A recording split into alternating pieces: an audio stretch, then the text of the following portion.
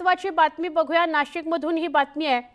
Nashik army कॅन्टोन्मेंटमध्ये तैनात असणाऱ्या पाकिस्तानच्या IAS गुप्तचर संस्थेसाठी हेरगिरी केल्याप्रकरणी पंजाबमध्ये एका जवानाला अटक करण्यात आली आहे। संदीप सिंह असं हेरगिरी करणाऱ्या जवानाचं नाव आहे।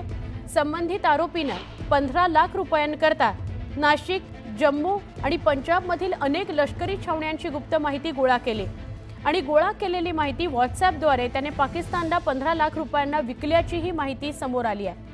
आरोपी संदीप सिंहकडून 3 मोबाईल फोन जप्त करण्यात आले असून त्याच्या फोनची तपासणी सुरू आहे।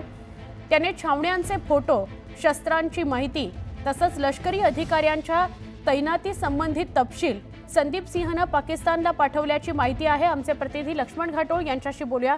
लक्ष्मण, काय अधिक माहिती? सुवर्ण, संदीप सिंह याला पंजाब पोलिसांनी अटक केलेली आहे आणि पटियाला सर्दुर्गचा हा रहिवासी असलेला संदीप सिंह जो आहे तो नाशिक, जम्मू आणि भारताच्या इतर वेगवेगळ्या ठिकाणी अर्थात लष्करी छावण्यांमध्ये काम करत असताना त्यांनी त्याच्या इतर सहकाऱ्यांच्या मदतीने या लष्करी छावण्यांची काही महत्त्वपूर्ण आणि गुप्त जी माहिती असते ती गोळा केली आणि ती 15 लाख रुपयांसाठी पाकिस्तानला विकल्याची माहिती जी आहे ती समोर आलेली आहे। या सगळ्या प्रकरणामध्ये त्याचा काही आणखी एक जो सहकारी आहे तो ज्याला यापूर्वी अटक करण्यात आली होती, अमृतपाल, त्याला देखील त्याच्याकडनं देखील या संदीप सिंहनं काही माहिती जी आहे ती 2 लाख रुपयांना विकत घेतलेली होती। ती माहिती देखील त्यानेच कलेक्ट केली आणि ती माहिती देखील त्यांनी पाकिस्तानच्या ISI संघटनेला पाठवल्याची माहिती जी आहे समोर आली। त्यामुळे या सगळ्या प्रकरणाचे धागेदोरे नाशिक, जम्मू आणि पंजाब या 3 राज्यांशी कनेक्ट आहे। त्यामुळे आता या सगळ्या प्रकरणामध्ये पंजाब पोलिसांच्या तपासामध्ये या प्रकरणाची व्याप्ती कुठपर्यंत वाढती आणि त्यांचा एक आणखी एक सहकारी आहे त्याचं नाव राजवीर सिंह आहे, तो मात्र फरार आहे। त्याचा पोलिसांकडून शोध जो आहे तो घेतला। नक्की, धन्यवाद लक्ष्मण माहिती दिल्याबद्दल। पुन्हा एकदा वेगवान स्वरूपातल्या बातम्या। राज्यातील छोट्या आणि मध्यम आकाराच्या खासगी रुग्णालयांसाठी मुंबई शुश्रूषागृह नोंदणी नियमावरील तरतुदी शिथिल कराव्यात अशी मागणी इंडियन मेडिकल असोसिएशनकडून सातत्याने केली जात होती।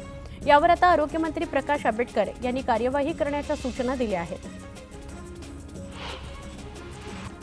शेळफाटा रस्त्यावरील निळजे रेल्वे उड्डाणपुलाच्या पुनर्बांधणीकरता लागणाऱ्या सिमेंट काँक्रीटच्या 19 भक्कम चौकटी बसवण्याचं आव्हानात्मक काम समर्पित जलदगती रेल्वे मालवाहू विभागाच्या अभियंता कामगारांनी पूर्ण केलं। बुधवारी रात्रीपासून निळजे रेल्वे उड्डाणपुलाच्या कामाला प्रारंभ झाला होता। शिस्तबद्ध वाहतुकीचं नियोजन केल्याने निळजे रेल्वे पुलाचं आव्हानात्मक काम असताना शेळफाटा रस्त्यावर वाहतूक कोंडी झाली नाही। परभणी प्रकरणामध्ये पोलिसांवर गुन्हे दाखल होणं संयुक्तिक होणार नाही याचा आग्रह धरू नका, पोलिसांना माफ करा असं भाजप आमदार सुरेश धस म्हणाले होते। यावर आमच्या भीमसैनिकांना मारहाण करणाऱ्यांची बाजू धस का घेत आहेत असा सवाल RPIचे खरात यांनी केले। राहुल सोलापूरकर हा विकृत माणूस आहे। छत्रपती शिवाजी महाराजांची बदनामी केल्यानंतर आता बाबासाहेब आंबेडकर यांच्याबद्दल आक्षेपार्ह विधान करून त्यांची बदनामी करतो आहे असं संभाजी ब्रिगेडनं म्हटलं। राहुल सोलापूरकरला अटक करावी या मागणीकरता पोलिसात तक्रार करणार असल्याचं संभाजी ब्रिगेडनं म्हटलंय। जळगाव जिल्ह्यातील चोपडा कृषी उत्पन्न बाजार समितीत शेतकरी मोठ्या प्रमाणावर तुरीची आवक झाली आहे। तुरीला 6,800 तर 7,000 पर्यंत भाव मिळतोय। येणाऱ्या काही दिवसात जम्बो हरभरा, गावरान लाल हरभरा याची आवक वाढणार आहे। केंद्र शासनाने जळगाव जिल्ह्यातील 100 कोटी रुपयांच्या केळी क्लस्टरला मंजुरी दिली आहे। हे जिल्ह्यातील सर्व लोकप्रतिनिधींच्या सामूहिक प्रयत्नांचं यश आहे असं पालकमंत्री गुलाबराव पाटील म्हणाले। या योजनेमध्ये केळीची साठवणूक आणि निर्यात क्षमता वाढवण्यासाठी कोल्ड स्टोरेज आणि वेअरहाऊस या उभारणीकरता सरकारकडून 50% अनुदान मिळणार आहे।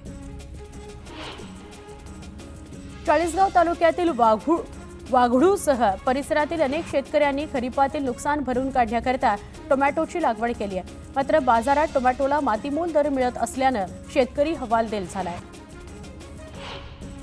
सांगलीच्या कुंडलमध्ये कुस्ती स्पर्धेचं आयोजन करण्यात आलं होतं। पंजाबच्या गौरव मछवाडानं हर्ष सादगीरला चितपट करत मानाची गदा पटकावलेली आहे।